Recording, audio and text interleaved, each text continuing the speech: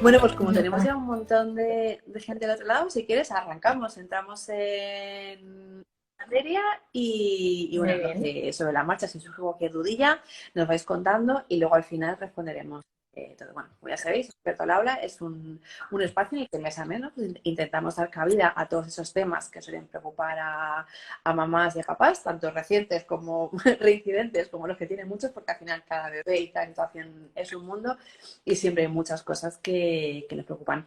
Andrea es, entre muchísimas cosas, logopeda, que es un tema que la verdad es que nos suele preocupar bastante desde el primer momento, que son dudas, la mayor parte de ellas basadas en miedo, pero aún así despierta mucho, pues mucha inquietud, ¿no? El tema de ¿y cuándo hablará? Y es normal lo que dice, y esto sí, y esto no. Así que seguro que nos va a poder contar un montón de cosas interesantes y tranquilizarnos en muchos sentidos. Así que si quieres, Andrea, preséntate tú un poco, danos un poco de Logospedia, que es tu Vale, proyecto, porque decidiste entrar en eso y luego ya vale, promoviendo. genial.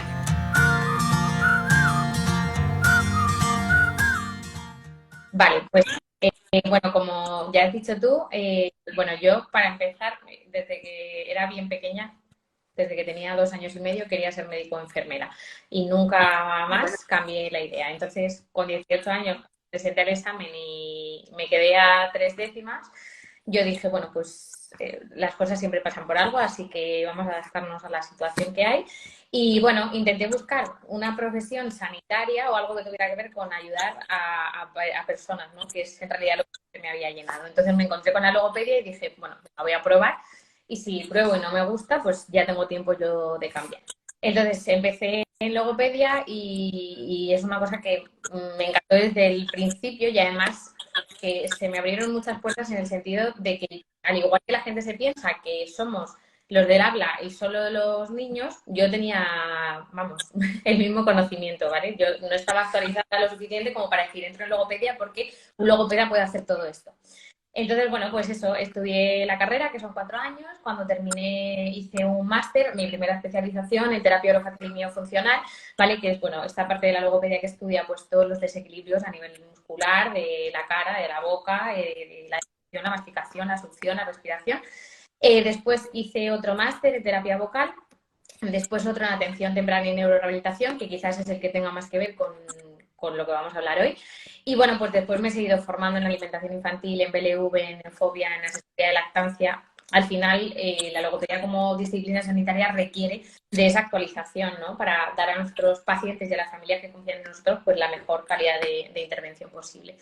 Entonces, bueno, pues cuando terminé mi primer máster, empecé a echar currículum, me llamaban y o sea, no me encontraba yo cómoda y no terminaba a mí de... No, de hecho no he trabajado nunca para nadie, entonces dije, bueno, pues me voy a lanzar, teniendo de ejemplo a mis padres autónomos, dije, pues allá que voy yo a ver qué pasa.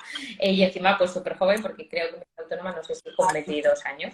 Y bueno, pues la verdad que hasta el momento me ha ido muy bien, estoy muy contenta. Empecé con un centro, con Logros Pérez en Valladolid.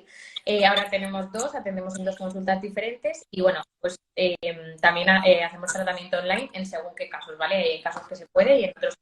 Y luego, aparte de toda esa parte de clínica, también me dedico a la docencia. Soy profe, bueno, pues en diferentes entidades, en asociaciones, en colegios de logopedas, empresas privadas. Y bueno, pues también es una parte que me gusta mucho. Como siempre digo, no tengo la verdad absoluta, simplemente comparto lo que a mí me funciona y lo que yo sé y lo que conozco. Y no me creo más por ser docente, en plan de no tengo la verdad absoluta para nada. O sea, me encanta compartir, hacer charlas, hacer talleres y también aprender de otros compañeros, ¿no? Que tengan quizá otra visión, otras experiencias y otras cosas que bueno, que aporten a además mí como en logopeda. vuestro ámbito es un abordaje interdisciplinar, ¿no? Que logopedia con neurólogo, con fisio, que al final pues tenéis que hacer Eso. mucha piña y cada uno aporta un poco, ¿no? En su materia. Qué bueno. Cuéntanos un poco, la logopedia, como todas las áreas, ¿no? Son muy amplias. Sobre todo, ¿qué tratas tú desde la parte pediátrica? Porque al final el área es un poco diferente y la forma de trabajar y de abordarlo también. Exactamente. Bueno, antes de meterme me permites antes de meterme en la edad pediátrica, voy a decir que el logopeda interviene desde que una persona nace hasta que una persona fallece. O sea, se piensa que no, es que se enseña a hablar a los niños, pues si no pronuncia la R le llevo, si no habla le llevo, pero en realidad, bueno, yo te diré que en experiencia propia, el paciente más pequeño que he tenido tenía 2 días y la persona más mayor 99 años. O sea, que el espectro es como es enorme, ¿vale? Centrándonos en la edad pediátrica, ¿vale? Pues podemos trabajar muchísimas cosas. O sea, yo los peques más peques que veo, la mayoría me consulta pues por logopedia neonatal, ¿vale? Por niños que son prematuros, por alimentación, por flexión lingual alterado, por lactancia, ¿vale? Bien sea materna, mixta o artificial. Luego ya, según vamos adentrándonos un poquito hacia 1 o 2 años, ¿vale? Pues ya son más problemas de estimulación del habla y del lenguaje, ¿vale? Problemas que pueden aparecer. Además que el logopeda, algo importante es que no solo interviene, o sea, el logopeda previene, ¿vale? Previene, estimula, diagnostica, no es solo trata, interviene y ya está. Entonces, esta parte también es importante porque no solo tratamos a personas que tienen una alteración, una patología, un trastorno, sino que también estamos en esa parte de desarrollo normal en el que podemos estimular talleres de estimulación del habla, del lenguaje, hacer asesorías a padres, bueno, dar pautas, recomendaciones y todo esto, ¿vale? ¿Qué más cosas trabajamos? Pues bueno, trabajamos también en niños problemas de voz, problemas de articulación, de habla, de lenguaje, de lectura, de escritura, como te digo, también de las funciones orofaciales, pues niños que respiran por la boca, niños que colocan mal la lengua, que tienen deglución atípica, síndrome obstructiva del sueño, disfagia, o sea, es que hay muchísimo, o sea, dentro de la logopedia hay muchísimo, ¿vale? Hay muchas áreas y todas esas áreas se despliegan en otras tantas. Entonces, en la edad pediátrica podemos trabajar no solo habla y lenguaje como se cree, sino muchas más cosas.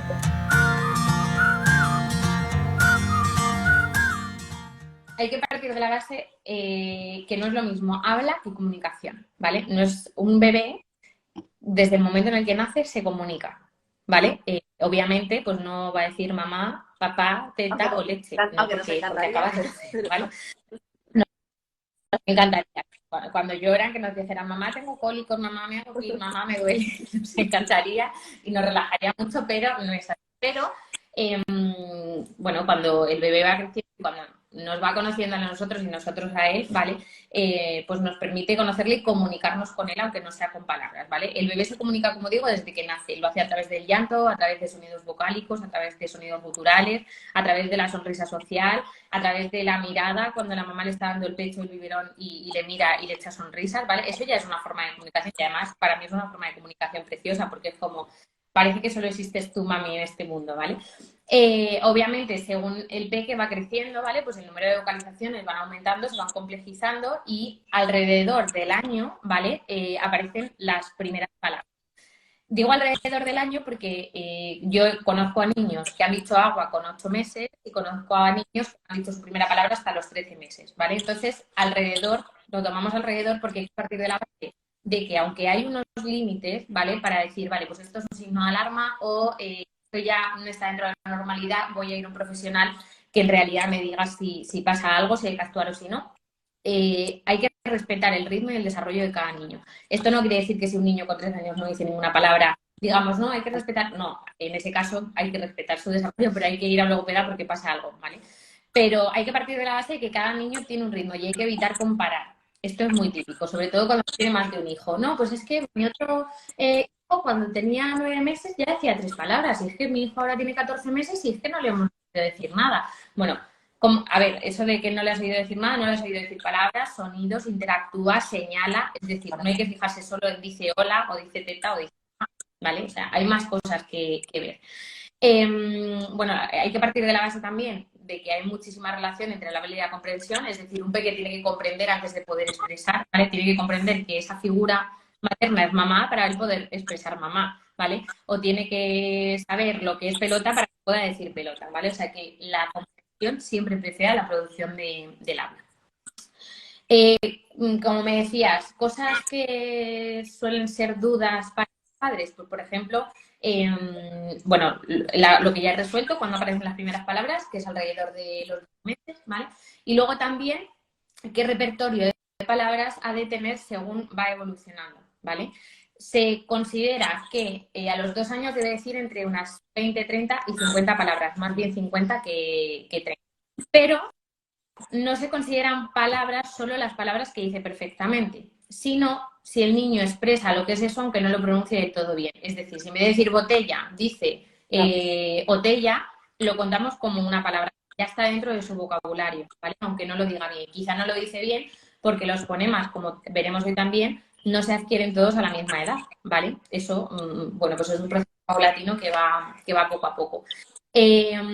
Otra cosa que también utilizan mucho los niños es la holofrase. La holofrase es utilizar una palabra para referirse a una frase, ¿vale?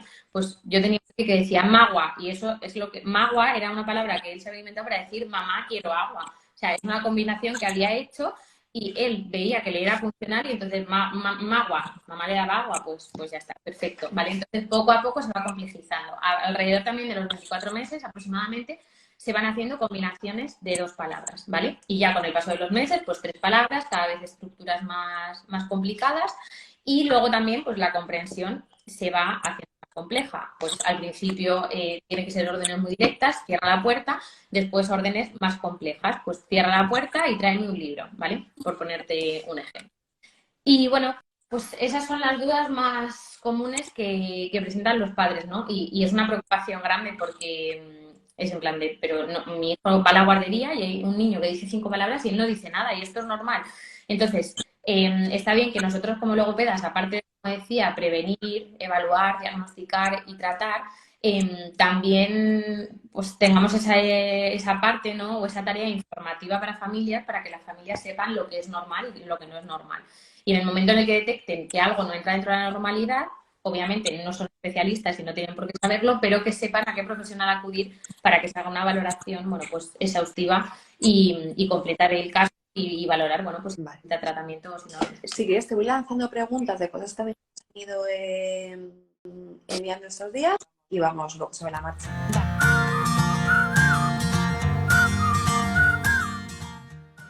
¿Cómo podemos nosotros ayudar, estimular o favorecer el correcto desarrollo? Teniendo en cuenta, ¿no?, que hay una parte neuronal o neurolingüística, como que llamamos lo que es previa, pero bueno, pues saber un poco cómo pues acompañar, pues aparte de, pues podemos signar con ellos, está, pero bueno, como logopeda, ¿qué consejos nos darías? Pues mira, hay una cosa que es básico y que nos falta hoy en día, que es el tiempo de calidad. Cuando estamos con nuestros hijos y queremos estimular, tenemos que dedicar tiempo de calidad, no estar, sí, un momento con el móvil, o no estar discutiendo con el padre porque no ha comprado limones y se lo he dicho. No, tiempo de calidad, es decir, centrarnos en lo que estamos haciendo, ¿vale? Y en darle un buen ejemplo, porque nosotros somos espejos de nuestros hijos, o sea, y de pacientes que tenemos. Es decir, los niños son esponjas y absorben todo, imitan todo, ¿vale? Entonces, en parte el lenguaje se aprende por esta imitación y entonces, digamos que el primer tipo, el primer consejo es el tiempo de calidad y el ser un buen ejemplo para ellos, ¿vale?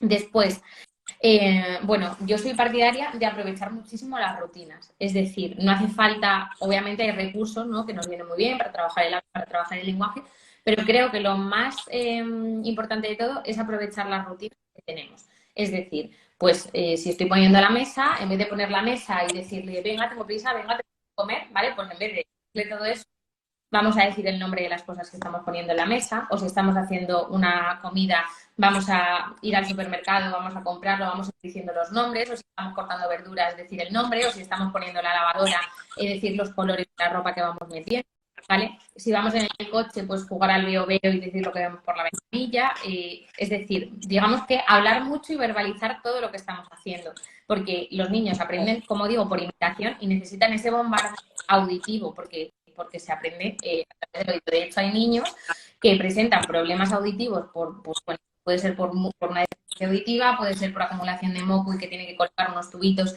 tal. Y entonces son niños que luego tienen problema a la hora de la comprensión y a la hora de la expresión y fallos en el habla porque el estímulo auditivo no es del todo bueno, ¿vale? Entonces, bueno, pues eso, no hay ningún truco que digas que si lo haces así, tu hijo va a aprender. Pues leer muchos cuentos, pasar mucho tiempo con él, lo que digo, tiempo de calidad y aprovechar todo lo que hay a nuestro alrededor, es decir, pues todo lo que veamos, nombrarlo, comentarlo, cómo es, para qué sirve, bueno, verbalizar todo, básicamente. Luego, obviamente, hay pues recursos, ¿no? Que ayudan. Otra cosa que, por ejemplo, mi hija tiene ahora mismo 15 meses y ella se sabe todas las partes del cuerpo. Y eso, yo no he de llevar a la niña a clases de tal para que le enseñen eso, simplemente cada vez que nos duchamos juntas, pues cada día le voy diciendo, ¿y dónde está tal? ¿Y dónde está el culo? ¿Y dónde está el pie? Y es súper graciosa porque dicen, madre mía, o sea, ¿cómo puede ser que hace 15 meses estuviera dentro de mí y ahora, o sea, es que se está haciendo mayor, ¿no? Es con mucho que de realidad que yo por lo menos me muero de la pena, ¿no? Porque es muy bonito que vayan cumpliendo hitos y desarrollándose, pero a la vez da mucha pena porque dices, es que se está haciendo mayor, ya no va a volver a ser bebé. Pero bueno, es lo que hay y, todo, y es la ley de vida, que todos hemos pasado por ello. Entonces, como decía, pues otra cosa puede ser en la ducha, pues practicar las partes del cuerpo, ¿vale? Otra cosa que funciona muy bien para estimular el lenguaje son las onomatopeyas de animales, onomatopeyas de ruidos con el cuerpo, de transportes, bueno, de mil cosas. Y luego sí que hay, bueno, pues elementos o recursos o juguetes que son más favorecedores. Por ejemplo, a mí me encantan los cuentos y yo le leo cuentos a mi hija desde que tiene 3 meses. Entonces ella, desde que es súper pequeña, pasa las páginas, señala, porque se ha dedicado tiempo y porque se ha invertido tiempo en que hacía y ellos aprenden, ¿vale? Por ejemplo, pues para las partes del cuerpo, me gusta mucho el señor Potato, o para interaccionar personas y otras, utilizar las marionetas de dedos o bloques de construcción. O sea, en realidad cualquier juguete se puede adaptar para estimular el lenguaje. O sea, que no hace falta gastarse una millonada en un material específico porque aún sin material, con todo lo que tenemos a nuestro alrededor, se puede estimular el habla. Apoyo de pictos, ¿no? Mejor cuando todavía son pequeñitos, ¿no? Para que identifiquen. Sí, sí. Sí, de hecho, mira, por ejemplo, a mi hija también, y hablo del caso concreto para que veáis que no quiero hablar de pacientes con una patología, sino que la estimulación del lenguaje y el habla se dan en el desarrollo normal, ¿vale? Hemos utilizado el baby sign, que es hacer signos a los bebés para el desarrollo del habla. Hay un mitazo, que es que si tú le haces signos al bebé, el bebé va a tardar mucho más en hablar porque se va a acostumbrar a los signos y entonces si te hace el signo no va a decir la palabra, ¿vale? Y esto es un error pensar así. Yo me he formado con Baby Sign Spain, ¿vale? Que es un Instagram que, bueno, va a un montón de cosas y de Hicimos con ellos un signos y de experto hace formación. un par de meses, Y, hace tiempo, y os ha y bueno, ella dice que es como si pensamos que un niño por gatear y llegar a las cosas ya no va a andar, es absurdo. O sea, todo lo contrario. Hay estudios, hay evidencia científica de que haciendo signos a los bebés, ¿vale? Estimula el hablar y el lenguaje y además reduce la frustración. Porque si un peque ya sabe decir perro con 9 en signos o agua, o dolor de tripa, o leche, o mamá, o sueño, ¿vale? Se reduce mucho la frustración porque le estamos entendiendo. No hace falta que él nos diga mamá dormir, sino que si nos hace ya sabemos lo que necesita o lo que quiere. Entonces, bueno, pues sí, el baby sign, el baby talk, los pictogramas, los dibujos, todo ayuda. O sea, todo favorece la estimulación del lenguaje y no la retrasa como se piensa en algunos Los dibujos es un melón, ¿no? Interesante. ¿De cuál es el equilibrio sí, correcto? sí. Sí, bueno, yo soy muy respetuosa con las familias. Es verdad que no soy amiga de las pantallas, ¿vale?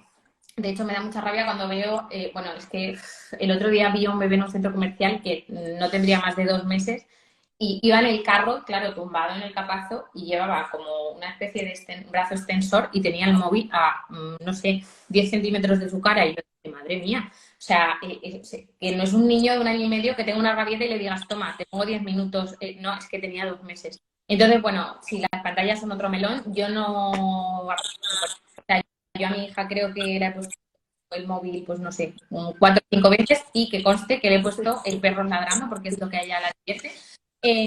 A ver, yo creo que todo en su justa medida. La no recomienda pantallas hasta los 2 años, pero si tú a tu peque le pones 5 o 10 minutos al día, tampoco le va a pasar nada. Otra cosa es que nos acomodemos, ¿no? A decir, pues yo tengo que planchar, tengo que fregar, tengo que trabajar, le voy a poner ahí 3 horas frente de la tele, sé que es la única forma de que esté quieto. Y entonces, pues eso, evidentemente, no estimula lo que estimula si tú te pones con él y te sientas y juegas, interactúas, compartes, no tiene nada que ver. Entonces, bueno, pues sí, es otro del que hablar. Vale. Luego otro, bueno, bastante repetido en las preguntas, signos de alarma. tanto en la etapa más temprana como luego ya un poco más adelante, según vamos viendo que estos hitos no se van cumpliendo. Vale. Vale. A ver, signos de alarma generales en cuanto a, es lo que decía, pues eso, que se comunique con la sonrisa social, que tenga interacción, ¿vale? En los primeros meses, que se comunique con el llanto, que nos exprese emociones, ¿vale? Después, que alrededor del año, pues diga las primeras palabras, poco a poco se vayan complejizando. Alrededor de los 2 años, 50 palabras, combinación de palabras, las frases, y luego ya con 3 años, pues frases de más de 2 elementos, ¿vale? Y poco a poco, pues va siguiendo instrucciones más complejas, ¿vale? Esos signos de alarma en cuanto a estimulación, hitos de desarrollo normal, ¿vale? Obviamente después hay signos de alarma para patologías o alteraciones que se pueden dar, ¿vale? Patologías o alteraciones que se pueden dar más comúnmente están los trastornos de los sonidos del habla, ¿vale? Que son las antiguas conocidas como dislalias, que es un término que ya no se utiliza, que es que hay dificultad en la articulación o en la pronunciación de ciertos fonemas. Puede ser que sea de tipo fonético, es decir, que hay un problema para decir un fonema aislado, o de tipo fonológico. Pongo un ejemplo. Fonético, el niño, tú le dices pa y no sabe repetir pa. Fonológico, tú le dices pa y sí sabe decir pa, pero a la hora de integrar ese fonema dentro de un grupo más largo, en una palabra, falla, ¿vale? Entonces, bueno, pues ahí habría que conocer básicamente cuál es el desarrollo normal de adquisición de los fonemas para que los padres dijeran, vale, pues tiene 3 años o 4 años y no dice la M, pues a lo mejor tengo que ir a un logopeda y si esto es normal o no es normal, ¿vale? Después, el trastorno del desarrollo del lenguaje, ¿vale? Conocido como TDE, que ya es más complejo y puede haber un problema en la expresión, un problema en la comprensión o un problema mixto, es decir, la expresión y la comprensión. ¿Qué signos de alarma hay? Bueno, pues a los 12 meses son niños que no balbucean, ¿vale? Que no muestran intención comunicativa. Ya os digo que el trastorno del desarrollo del lenguaje es mucho más complejo, menos frecuente y, bueno, que tienen bastantes más dificultades, ¿vale? Que en un retraso normal. Con 18 meses no reconoce objetos familiares y no los nombra. A los 24 meses no, cuando le decimos órdenes que son muy sencillas, no emite palabras, ¿vale? Son sonidos como, pero no emite palabras como tal para referirse a cosas. Entonces, bueno, eso sí que salta a la vista, ¿vale? Y cualquier mamá, cualquier papá, aunque no esté informado, va a ver que no entra dentro de la normalidad, ¿vale? Y luego tenemos la tartamudez, que esto también es un melón grande, ¿vale? Porque los niños, la adquisición del habla y del lenguaje, a veces que entre los 2 y los 5 años, repiten sílabas, repiten sonidos, ¿vale? Omiten, prolongan, ¿vale? Y entonces podemos pensar que es una tartamudez. No sabemos si me ha cortado. Ahora sí. ¿He vuelto? Vale. Es que, ¿sabes qué pasa? Que tengo límite puesto en Instagram y me pone, has alcanzado tu límite de tiempo de hoy. Y he dicho, quitar límite, quitar límite. Vale, eso. Que bueno, decía que en cuanto a la tartamudez, pues que puede haber disfluencias que son evolutivas y que forman parte de este desarrollo lingüístico y que se van a dar con el tiempo, o tartamudez persistente del desarrollo, ¿vale? Que es una tartamudez que siempre es una condición, más que una enfermedad, la tartamudez es una condición que va a acompañar siempre a la persona a lo largo de su vida. Entonces, cuando estamos ante ese tipo de disfluencias, que pueden ser prolongaciones, bloqueos o repeticiones, y no sabemos si son normales o no, hay veces que hay que intervenir y luego son evolutivas y no pasa nada, pero hay que cogerlo a tiempo, ¿vale? Luego hay una serie de criterios de riesgo, por así decirlo, ¿vale? Es decir, son criterios que nos permiten saber si hay más riesgo o menos riesgo de que ese niño o esa niña vaya a tener tartamudez. ¿Y cuáles son? Pues lo primero de todo, si hay antecedentes familiares, ¿vale? Hay más riesgo en los niños que en las niñas. También depende del tiempo que lleve haciendo ese tipo de influencias, ¿vale? Que en este caso sería con más de 6 meses de duración. También la edad. Hay más riesgo de que sea tartamudez si han empezado con más de 5 años. También si hay comportamientos secundarios, es decir, que no solo muestre problemas de comportamientos primarios en el habla, lo que he dicho, prolongaciones, repeticiones y bloqueos, sino que también haya comportamientos verbales, como el uso de muletillas, comportamientos físicos como tensión al hablar o parpadeo de los ojos, ¿vale? Y luego también emocionales, pues niños que son más retraídos, no quieren hablar porque son conscientes, ¿no?, de que hablan diferente o que tienen esos parones, ¿vale? Y luego, pues eso, si las disfluencias son típicas o atípicas, es decir, si entran dentro de la normalidad de una disfluencia evolutiva, ya hablamos de la tartamudez persistente de desarrollo. Entonces, pues eso, es que hay muchos signos de alarma en función de lo que queramos hablar, pero bueno, lo más típico que son trastornos del habla, trastorno de desarrollo del lenguaje y tartamudez, sería lo que he contado. Luego lo tendréis que volver a ver Con el tema despacio. de la Porque tartamudez, me suena que lo he leído, claro, que sí que es verdad, ¿no? Que durante los primeros años es algo como muy normal, ¿no? Que la mayoría lo hace, pero a partir de qué edad es cuando ya realmente sí que puede ser algo preocupante, más allá de los signos que tú has dicho. Pues a ver, entre los 2 y los 5 años se considera normal, pero que se considere normal no quiere decir que no haya que consultar, ¿vale? Porque, por ejemplo, a nosotros nos llegan niños de 3 años y medio que nosotros ya vemos que cumplen a lo mejor de los 7 criterios de riesgo, 5. Entonces dices, ojo, que esto a lo mejor no es evolutivo. Voy a empezar a dar pautas, a informar a la familia y a trabajar con el peque. Si después resulta que es evolutivo, fenomenal. Pero si no, ya me he anticipado y ya he trabajado antes como tenía que hacerlo. Entonces, bueno, normalmente es a partir de los 5 años, pero ya te digo que de 2 a 5, aunque se considere normal, yo siempre recomiendo consultar, porque al final un padre no tiene la formación suficiente para saber lo que no es normal, lo que es normal, etcétera. Normalmente, cuando, por ejemplo, hay accidentes familiares, son papás que consultan muy rápido. No es que mi marido tiene tartamudez, no es que su abuelo tuvo tartamudez, no sé quién, y entonces les preocupa porque dicen, bueno, que a lo mejor tiene algo que ver. Luego, ahora que has dicho de que los padres saben de muchas cosas, obviamente no saben de todo, pero para ti, desde tu perspectiva como logopeda, ¿en qué crees que es imprescindible, ¿no? Que se formen los padres para poder ayudar y acompañar en el correcto desarrollo del lenguaje? Bueno, a ver, esto es complejo porque la primera herramienta que un padre consulta es Internet.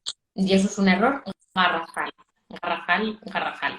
De hecho, el otro día compartía en Instagram que buscando, ¿no? Información y tal, pues artículos y tal, tuve una consulta con una mamá y me decía, mira, vengo porque creo que tiene disfluencias que no sé si son normales o no, y he estado mirando por internet y claro, me he encontrado cosas, pero no sé si las tengo que hacer o no, ¿vale? Y la madre me llega con el siguiente problema. Me dice, he leído en una página de logopedia, que claro, tú ves, blog de logopedia, me fío, ¿no? Que si su hijo tartamudeaba, no podía darle alimentos de no sé qué color y alimentos que picasen.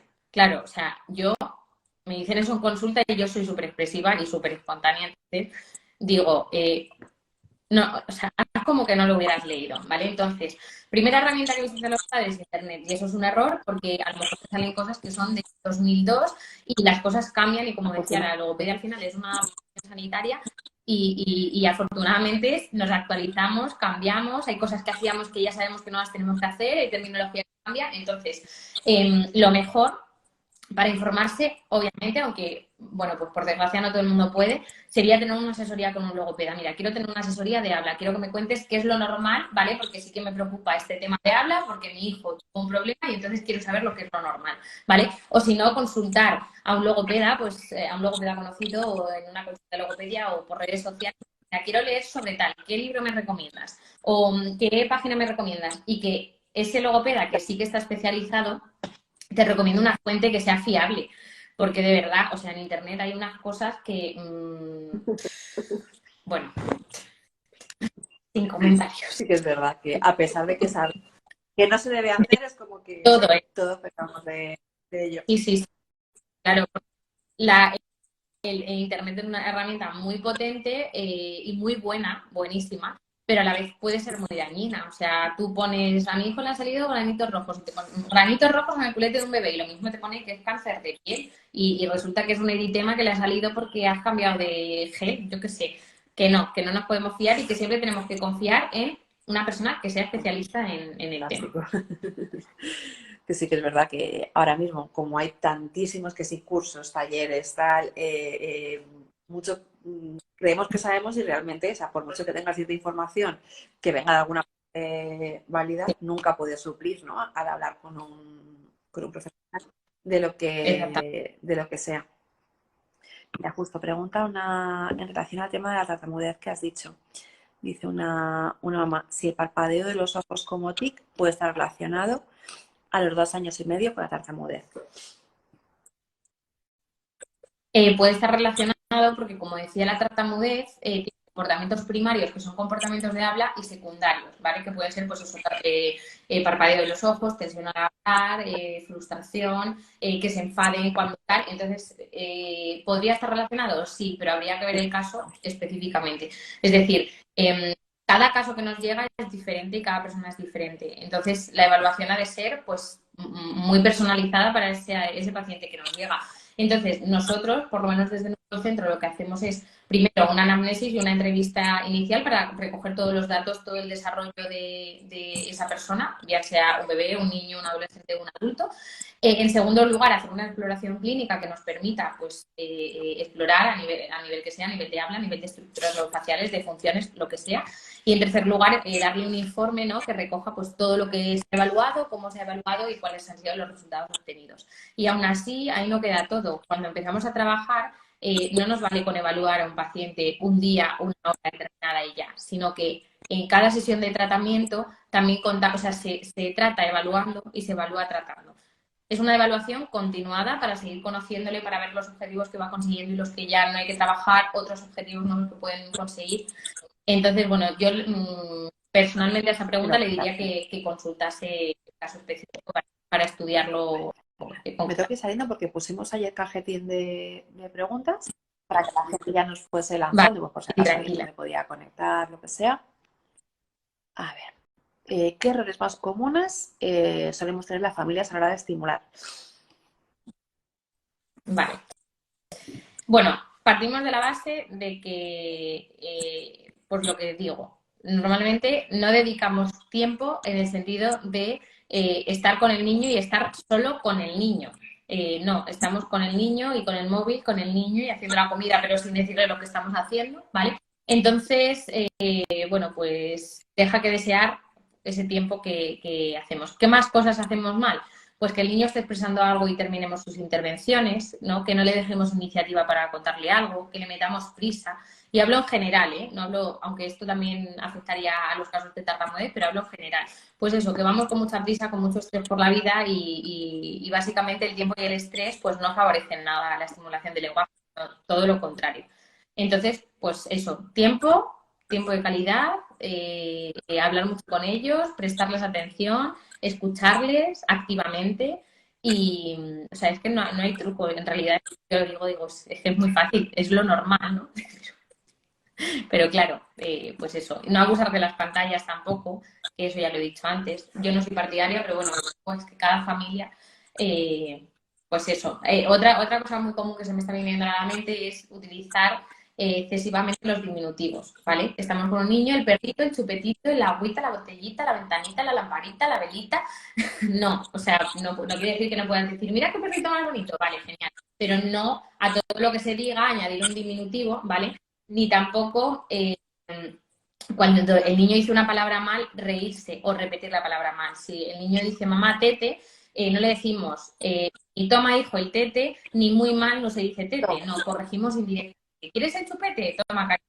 Exactamente, corregimos indirectamente diciendo bien la intervención que le ha dicho y aumentando esa información, ¿vale? Pues mamá, parque. Vale, ¿quieres ir al parque con los primos? Aumentamos esa información y corregimos esa información, pero indirectamente no decimos, no, lo has hecho mal, ¿vale? Sino que lo hacemos de forma indirecta porque obviamente tenemos que utilizar mucho el refuerzo positivo. Y bueno, pues es que mil cosas más, ponernos a la altura de sus ojos, hay mil cosas que se pueden para favorecer, pero bueno, las que he contado son las más Otra, ¿a importantes. partir de qué edad es preocupante que no pronuncien bien la R? Eso mira, un poco línea de lo que decías antes de los fonemas, cuando se... Vale, 5 o 6 años. La R fuerte se desarrolla entre los 5 y los 6 años. A mí me llegan mamás a consulta con 3 años. Mira, llamo y yo lo primero que digo, bueno, pues eso, el nombre de la mamá, el nombre del peque, qué edad tiene y motivo de consulta. Pues mira, te llamo porque tiene 3 años y no pronuncia la R. Digo, pues mira, te voy a dar la buena noticia que te vas a ahorrar dinero en ir al logopeda porque es normal que no pronuncie la R. Hay niños que la pronuncian con 2 años, pero el desarrollo normal de la R fuerte está entre los 5 y los 6. Entonces, hasta esa edad no tenemos que intervenir porque se encuentra dentro de la normalidad. A ver, otra.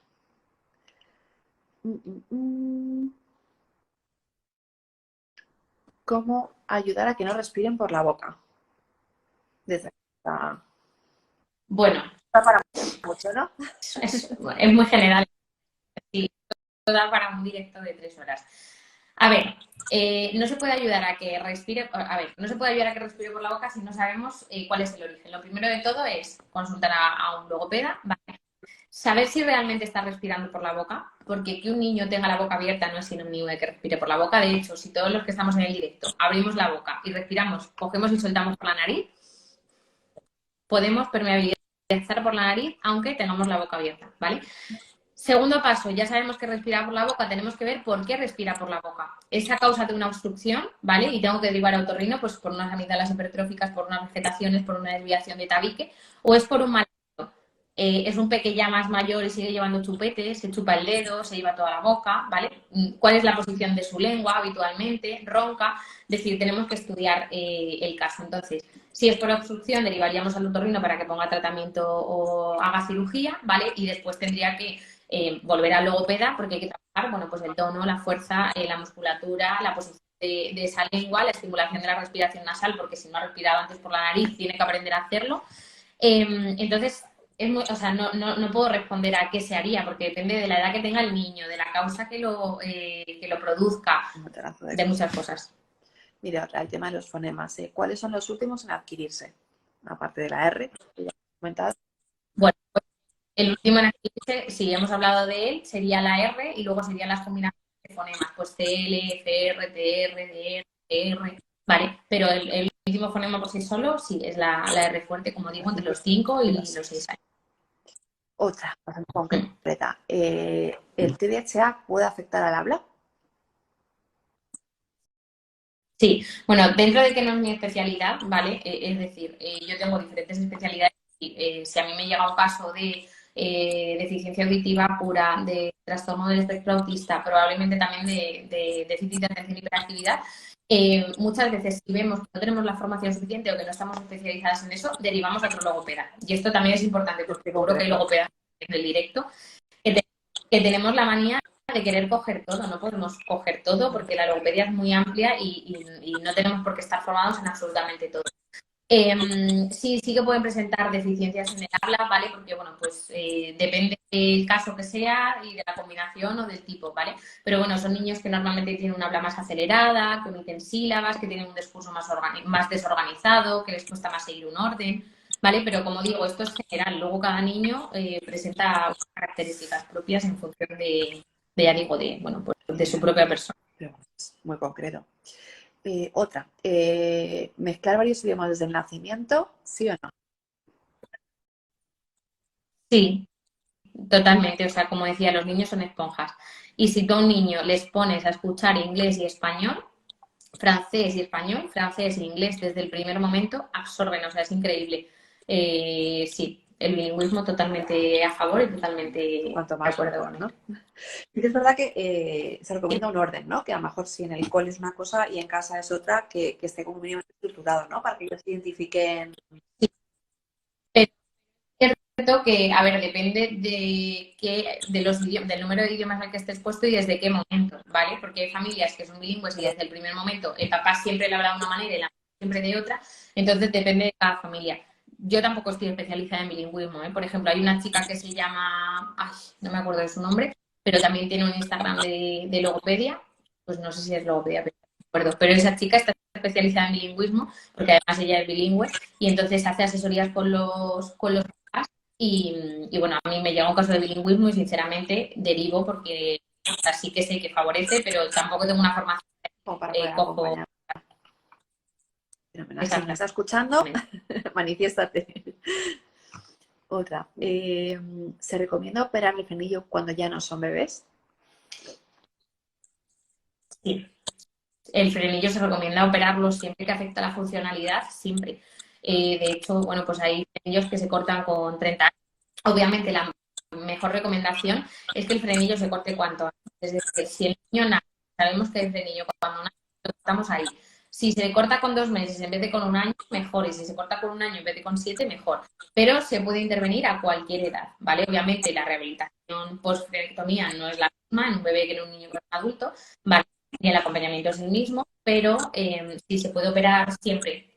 Ahora hay que ver, hay que evaluar previamente, ¿no? Cómo es esa estructura, bueno, y a qué funciones afecta, a qué funcionalidad y frenillos limitantes en cuanto a estructura, pero que no afectan a la función y en ese caso pues los cortan, pero bueno, hay que ver que el niño puede dar problemas de muchos tipos de succión, de masticación, de respiración en menor medida, problemas a nivel dental. Entonces sí, la respuesta es que sí, que se puede dar, aunque no sea bebé. De hecho, a nosotros a consulta nos llegan muchos niños de 6, 7 años. Incluso he tenido de... Sí, que al final no estamos más habituados a veces, ¿no? Pues es un freno para la lactancia y tal, Sí. durante la primera etapa, pero al final es algo que a Mm, lo mejor se detecta más adelante por eso ser es. X motivo. Fenomenal. Mm. Nos preguntan cuándo has indicado ir a logopeda. Wow, esto da para muchísimo, pero Pues indicado es, como siempre, decía, para ¿no? informarse, por dudas que tengamos, sí, el desarrollo normal y luego obviamente pues sabemos que ya hay una alteración en la audición, en la voz, en la articulación, en el habla, en la comunicación, en la lectura, en la escritura, en la masticación, en todas las áreas que ya hemos nombrado hoy, pues sí, es el momento de ir a un logopeda e igual el logopeda te dice, te has preocupado demasiado, está todo bien, no es necesario, o a lo mejor te dice, pues mira, sí. Y además una cosa súper importante es el ser precoz y el atender lo más tempranamente posible. Es decir, si un peque tiene o detectamos que hay problemas en el habla con, yo qué sé, 28 meses, mucho mejor que si viene con 4 años y medio.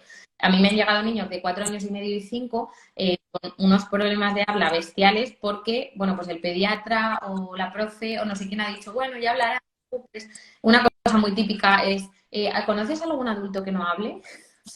Pero la cosa está que cuando un niño tiene un problema de habla o de lenguaje, no solo se afecta al habla o el lenguaje, se afecta a las emociones, se afecta a la interacción social, se afecta a la frustración. O sea, no es solo habla y lenguaje, sino que eso tiene consecuencias a muchos más niveles. Otra pregunta. ¿A qué edad se recomienda empezar a trabajar la lectoescritura? Bueno, Sí, esto sí. es otro melón, ¿vale? Sí, porque se considera que todo el sistema cerebral madura alrededor de los 6-7 años, ¿vale? Pero hay coles en los que se empieza a trabajar con 4. Entonces, digamos que se ha generalizado tachar que un niño no lea o no escriba con 5 o 6 años, cuando en realidad es lo normal, porque su sistema ha madurado lo suficiente, ¿vale? Entonces, sí, es otro melón. Podríamos Y hablar algo de la entendido. lectoescritura. Esperamos que es nunca es signo, ¿no? De preocuparse que un bebé con 6 7 años todavía no sepa. A ver, alrededor de esa edad, pues sí, ya debería saber. Además, lo que digo es raro porque hoy en día ya en educación infantil se empieza. Y está bien sentar bases, pero no conocer como anormal o dar por hecho que es anormal que un niño con 5 años escriba o no lea. Vamos, es mi forma de pensar. Igual hablas con otro logopeda y te dice, pues sí, cualquier... Bueno, mi No, opinión es además que es no. como va cambiando, ¿no? Y sobre todo en los últimos años las corrientes son tan diferentes de lo que se hacía antes. Y lo que digo siempre, que dentro de 20 años, cuando seamos abuelas, nuestros hijos se llevarán las manos a la Cambia. cabeza, ¿no? Con las cosas que hacemos nosotros. Mm.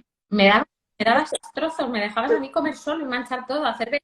Y Sí, luego porque además, eso, además es cíclico todo, ¿sabes? bueno, Van y vienen, entonces. así es, así es. Vamos, por ejemplo, en la lactancia materna, pues a demanda y cada 3 horas, ¿no? Mi madre, pues yo te daba cada 3 horas de cada pecho. Y yo, mamá, pues yo a Martina doy cada 5 minutos que me pide y del mismo pecho 20 veces seguidas.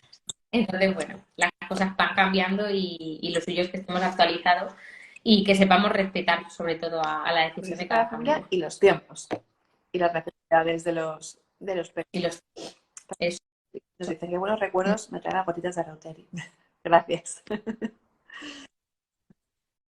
Yo ahora sí sabía que Martina nació, pero también hizo mucha ilusión cuando hablamos. De hecho, hay... Al final, alegra también que te digan esas cositas. Sí, que es verdad que muchas veces se asocia, ¿no? A veces a patología y a momentos que quizá te... Pero bueno, si diremos recuerdo es porque ha servido de ayuda. Perdonad porque estoy haciendo scroll porque tenemos un montón de preguntas. Bueno, de tartamudez se repite muchísimo y la de la R también. O sea que yo creo que tenemos todos las mismas dudas y miedos. Vale, otra. Lectura inicial, entiendo, con minúsculas o con mayúsculas.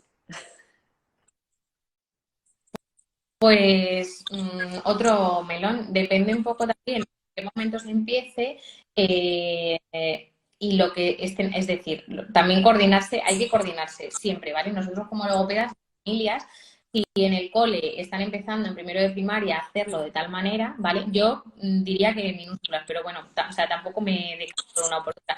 Siempre que se vayan consonando, pues que si en el cole se están enseñando de tal manera, pues que en casa se haga lo mismo o viceversa, ¿vale? Para que el niño no colapse y se líe y diga esto qué Que es, te acaba viendo aburrillo. básicamente. Sí. Sí, pero yo diría que minúscula.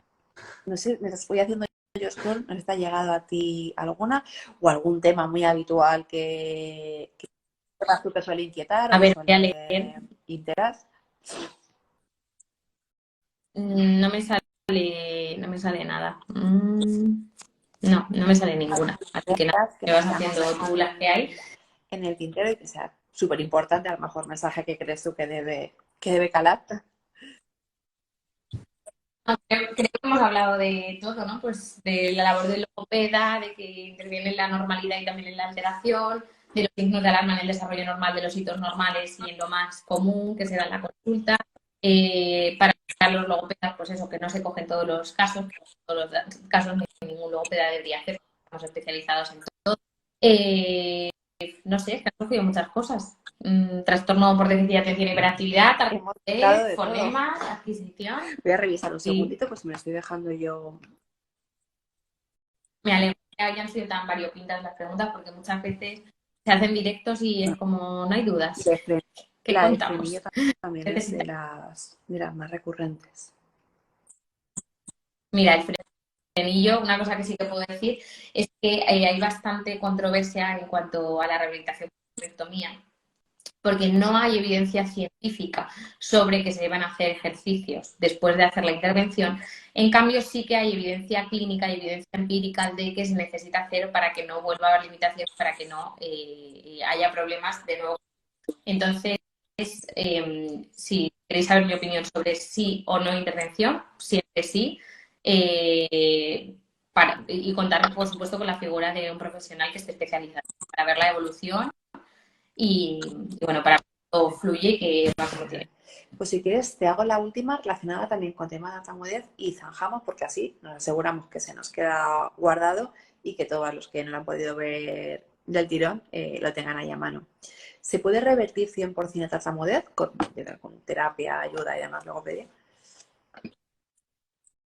Si es tartamudez, no. La tartamudez, por definición, es tartamudez persistente del desarrollo, acompaña a la persona a lo largo de toda su vida. Una de las características más importantes de la tartamudez es la variabilidad, en dos vertientes. La variabilidad entre personas, es decir, no todo es igual, hay personas que hacen más repeticiones y no hay comportamientos secundarios, otras que más prolongaciones y bloqueos y sí que hay comportamientos secundarios a nivel emocional, verbal o físico, ¿vale? Pero la tartamudez acompaña a la persona toda su vida, ¿vale? Y luego la segunda vertiente de la variabilidad es que es muy variable, pues que una persona puede tener épocas en las que tartamudee mucho y épocas en las que tartamudee menos. De hecho, con la terapia de logopedia, el objetivo no es que se erradiquen, que se eliminen de todas esas disfluencias, sino que haya información de la tartamudez, que la tartamudez no sea tabú, y dar herramientas y recursos para que ayuden a salir de las disfluencias y no a evitarlas, porque digamos, una condición y la persona tiene que aprender a vivir con ello, aunque es difícil al principio de aceptar. Y no queremos eliminar esas influencias, sino aprender a vivir con ellas y a saber cómo actuar cuando ocurren, ¿vale? Patrón de habla y haciendo una serie de cosas. Entonces, no, la poder no se revierte, no hay cura para... Sabiendo que se puede acompañar y mejorar es mensaje de calma. Vale, pues mira, la ultimísima, que yo creo que también la tienen muchas familias. ¿Cómo afecta el uso prolongado del chupete en el habla? Bueno, no hay estudios sobre que un niño que lleve chupete vaya a tener problemas en el habla, ¿vale? Pero bueno, partimos de que el chupete puede ser bueno y puede ser beneficioso en los primeros meses de vida. Dice el chupete adecuado, con la forma adecuada, con el adecuado, con la frecuencia y la intensidad adecuada, es decir, pues unas horas al día y no las 24 horas del día. Y bueno, la retirada total se debería dar entre los 12 y los 18 meses, ¿vale? Partiendo de esta base, si un niño lleva hasta los 4 años chupete, un chupete que tiene una tetina enorme con forma de cabeza y eso produce una deformación a nivel dental, pues a lo mejor a la hora de sacar el ápice de la lengua para hacer tal fonema podría afectar. Pero no hay una relación directa de si mi hijo lleva chupete, pues no va a hablar. Sí que podría haber por alteraciones en la mordida o a nivel de problemas de la articulación de ciertos fonemas, ¿vale? Por el modo de articulación, pero no hay, o sea, no hay una relación directa, ¿vale? Esa es una duda que solemos tener siempre todos, porque al final eres consciente, pero luego la retirada realmente es algo que tampoco es tan fácil. Entonces, y hace poco, yo por ejemplo he intentado adiestramiento porque mi hija llevara chupete porque si no la teta, o sea, era una lapa que no se podía despegar de mí, no conseguí que nunca jamás llevara chupete, pero es verdad que yo cuando atiendo a familias en la clínica no solo actúo como profesional, sino como mamá, y entiendo que para un niño que ha llevado chupete desde el día en el que nació, eso es un signo de tranquilidad y obviamente a ti como madre te va a dar muchísima pena. Entonces, hay que partir de la base que tú vas a dar tus recomendaciones, tus consejos y tus pautas como profesional, pero también tienes que saber que es un proceso paulatino, ¿no? Y a los padres, por supuesto, les cuesta y te dicen, es que llore, me lo pide por favor y tienes solo 12 meses, ¿cómo lo hago? ¿No? Entonces, es importante empezar, pues eso, si empezamos con 12 meses para hacerlo paulatino y que a los 18 no lo lleve, mejor que si empezamos con 2 años y medio y nos lo quitamos hasta los 4, obviamente. cuanto más instaurado, más complejo luego y fatal. Fenomenal. Eso es. Bueno, seguro que tanto hoy a posteriori como en el día a día os surgirán muchísimas más dudas. Andrea la tenéis siempre ahí y aunque no estéis cerquita para hacer consulta presencial, ella también puede trabajar con vosotros online. Obviamente las cosas que se puedan tratar desde la distancia y atentos también porque tenemos luego una sorpresa para que podáis seguir teniendo más info por parte de Andrea. Y nada, millón de gracias. Feliz ya casi fin de semana. Mil gracias, Andrea, por este ratito y por todo lo que nos has enseñado. Y a todos los que estéis del otro lado, pues feliz día y a disfrutar muchísimo. Muchas gracias.